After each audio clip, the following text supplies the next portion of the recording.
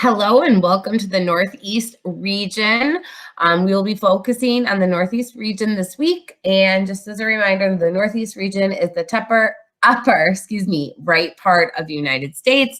So that includes Boston, Massachusetts. Boston is in Massachusetts, New York, Rhode Island, Vermont, etc.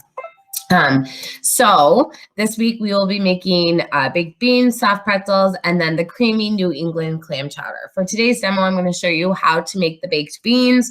The recipe that I have is one that uses dry beans, not canned, and they are saucy and they are baked, and they are going to take a long time. So I just want to pre-warn you, if you choose them this week to make, that they are going to take some time, but they are very good and well worth it. Okay, so I do have some information for you about where beans come from and how they grow and whatnot, and they are very healthy for you. We're actually going to make them taste better by adding some, sugar and bacon and fat to them, but they are very healthy for you. So here's a little clip that you can watch.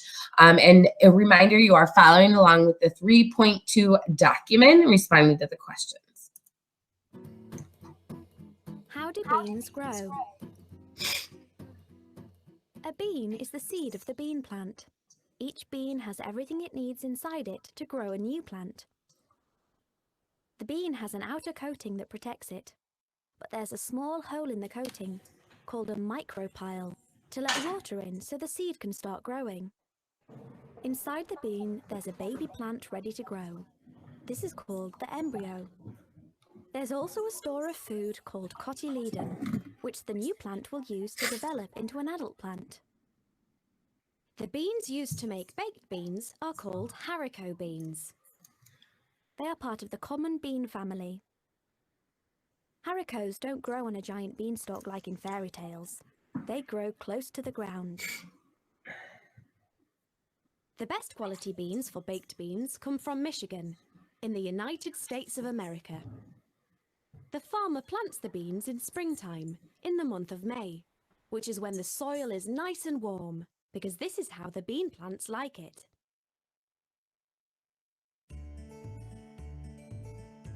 After 2 weeks, the shoot appears above the ground and begins to root into the soil. After a further 4 weeks, the bean plants are 60 centimeters high and they begin to flower. Bees and insects pollinate the flowers, and this starts the growing process for a bean pod. The new beans begin to form inside the tough protective skin of the pod.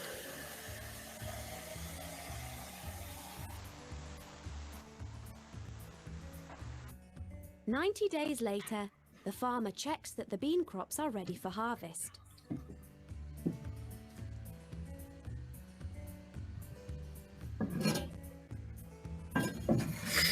He then harvests them using this special machine. The beans are stripped from the plant and their pods and then loaded onto a lorry. They are then transported to a processing plant.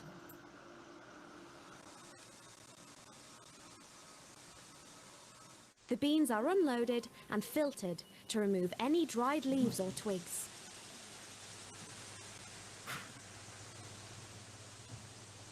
Finally, they are put into 1-ton bags like these. Now they are ready to be transported to the factory in Italy, where they will be cooked, and the special tomato sauce will be added, turning them into yummy baked beans. All right, so there is our history, a little bit of information. Even though beans are grown in Michigan, we chose this recipe because Boston baked beans are very popular, and this recipe that we're going to have you make actually originated in Maine. So just something to keep in mind, which is why we chose it. So I'm going to show you a couple different things. First off, the recipe that we are using, it uses dry beans. So you're not going to buy canned beans. You're actually going to buy dry beans. And they're navy beans that we're actually using. So here's what they look like. Okay, so if you go to the store, you go to the dried bean section, they come in a bag like this, and they look like so. All right. So you can kind of see All right, so these are white, and they, as you can see, they're a plant, right? They're grown in the ground. All right, and your recipe is asking that you take 1¼ cup of these dry beans, and then you soak them overnight in 2 cups of water. Okay, so I've already done that. I want you to see. All right, so what is happening when they soak overnight is it softens them and they expand. So it's adding moisture so that when you cook these, because you're going to cook these for a long period of time, that they expand and they're soft and, you know, the texture beans are supposed to be. So you can already kind of see with soaking it overnight how it's like doubled in size. All right, so keep that in mind. So you do need to plan a little bit for this. So I'm going to take these beans, and here I have set up, because I'm going to drain them. I've soaked these overnight. I have my strainer, and then I have a bowl, and I'm just going to strain that water out, just like so. All right. So the water that you soak the beans in, that could just be disposed of. All right. So now the next thing I'm going to do is I am going to take a saucepan with a lid. I'm going to pour my beans, my soaked navy beans, right into that pan. All right. I'm going to flatten them off. All right. And then I am going to take water. I'm going to cover it just until it covers the beans. I don't want too much water, so that's just covered. It's not too much. It's just covering those beans.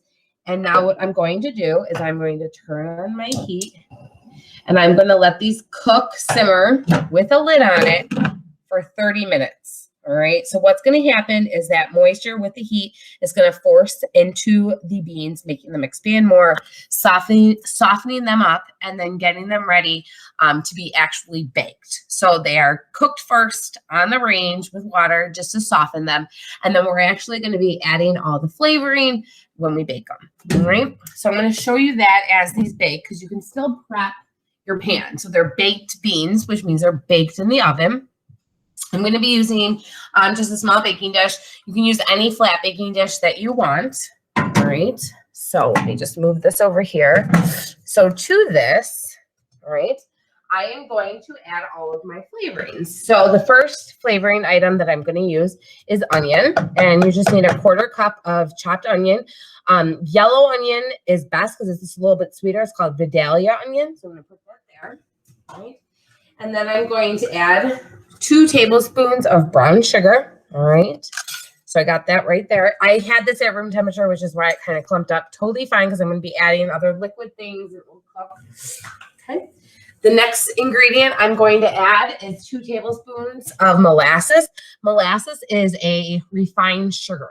All right. So it is a little bitter, but it has a syrupy texture. So I'm just going to dump that right into there. This is very common item in ginger snaps, gingerbread, and that barbecue sauce. And then obviously it's going to be in those baked beans to have a nice saucy texture, savory, saucy texture, of course. It's sweet, but not super sweet. So this will balance out the sweetness from the brown sugar. All right. And then to there, I'm going to add dry mustard. All right, so dry mustard, just a teaspoon. Again, to give it a little bit of tanginess, because this is a baked bean. We want to cut down on some of the sugar. All right. And it's just a dry ingredient. You can get that from any grocery store. If you're going to be a hybrid student, we will have this all for you at school. All right, so we have that there. And then the 2 other ingredients that we're going to add to this is salt, all right, and then vinegar. All right. So you can use regular white distilled vinegar. I am going to add apple cider vinegar because that's what I have at my house. So any kind of vinegar will do. It's just that, and the acid to cut down on the sweetness and the texture. And what I'm going to do is I am just going to mix this up, all right, just to distribute those flavors. When my beans are done, I'm going to mix my cooked beans after they've simmered for 30 minutes. All right. I'm going to mix them in with all of this yumminess. All right. And then I'm actually going to bake them with bacon on the top. All right. So I am using, I already have it prepped, 4 ounces of bacon. I just chopped it up. In the recipe, it says to take, so 4 ounces is essentially like 4 pieces of long bacon. Okay. And it says to cut them into pieces and then just kind of put them on the top. I have found that I like it better when they're chopped because it distributes the flavors from the bacon into the beans. It just tastes better. So I chopped it up, and I would recommend you do the same. So what's going to happen is we have this nice saucy, it almost tastes like barbecue sauce that we just made. And we're going to put our beans after they're done simmering for 30 minutes. All right. And I'll show you how to do that. And we'll put our beans and then we'll put the bacon on the top. It will go then in the oven and bake in the oven for about 6 to 8 hours. All right. So yes, it's going to be a long cooking time. But you're cooking it at a really low temperature. So again, if you choose this recipe, you will find that you have to plan ahead, but they're very, very, very good. All right. So we will be back when the beans are done simmering, and then I'll add them to this and show you what that looks like. All right. So we'll see you soon.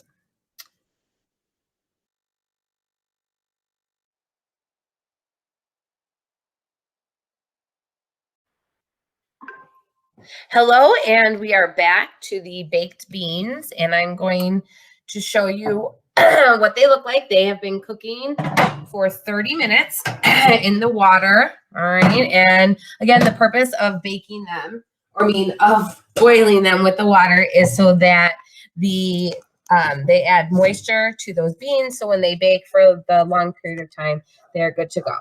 So if you recall, it was completely covered with water. All right. You can see it plumped them up a lot more, giving more moisture. They're not completely cooked yet. They're not as soft as we like them because they were dry, and we just keep adding more moisture. All right. So similar to before, I am going to take my strainer and I'm going to drain those beans just like so. All right. And I'm actually going to use the water this time around. All right. I'm actually going to use that water. All right. So in my baking dish, if you recall, we added the onion, the molasses, brown sugar, dried mustard, vinegar, salt. All right. We're going to take those beans and we are going to add them right to this, just like so. We're going to mix them around in that syrupy mixture, all right, to give them some flavor. All right. And then obviously they're going to be baking for a long time. So we're actually going to use a 1/4 cup. I'm going to use my liquid measuring cup of that reserved liquid that I drained out from the cooking liquid. So I'm just going to put that right in there. Okay. So it's going to add more moisture because again, we're going to be baking these for about 6 hours. All right, so just want to make sure that that sugary mixture is all equally distributed. And now I'm just going to flatten it out. We don't want them super soupy, but we also don't want them super dry, or else it's just going to be super dry. They're not going to be moist. They're going to be crunchy when they bake, and we don't want that. All right, so I'm just going to flatten them off there. All right, I'm going to take my bacon, all right, that I cut, my 4 ounces of bacon, and I am just going to distribute it on top of the beans. So this is going to add flavor. It's going to maintain the moisture because there is a lot of fat in this bacon, right? And so it's going to keep it moist. You'll be able to mix, the bacon will bake, obviously, and you'll be able to mix it in so it will stay in there, all right? When you are baking these, you are going to bake them covered, and you want to make sure that you're checking on it because if it gets too dry, you're going to want to add more water. All right. So I still have some of that reserved liquid. I'm actually going to save it. I'm just going to keep it by, I'm going to check it probably every hour, every 2 hours, and add more liquid if it seems very dry. All right. If it seems very dry, a good way of knowing that is when you look at the beans, they look like white almost, like they look like they're going back to its dry state. You don't want that, all right? Just gonna cover this with aluminum foil, all right, like so. And then I'm gonna put this in my preheated oven, which I preheated to 250 degrees, so low and slow, kind of like if we were doing barbecue. And I'm going to put this in there and, for 6 hours, 6 to 8 hours, depending. But I'm going to check it about every hour and add some of that reserved liquid if I need to. All right. So as soon as they're done, I will show you what they look like so you can see the texture, etc. All right. Thank you.